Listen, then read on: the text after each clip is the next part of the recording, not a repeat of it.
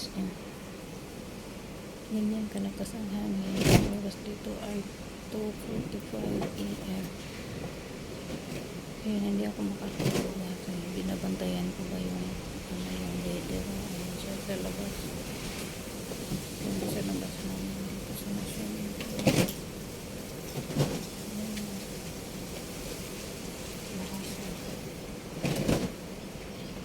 Parang magpapalat din namin yung dingding namin.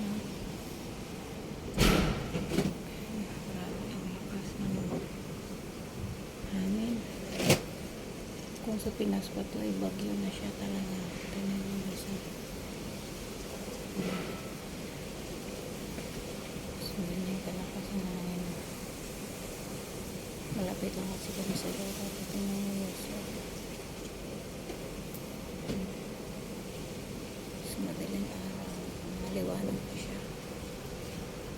Nakakatakot. Hindi pa naman siya ulan. Wala pa po yung hangin pa yan. Sana Lord, paiwas mo naman sa amin.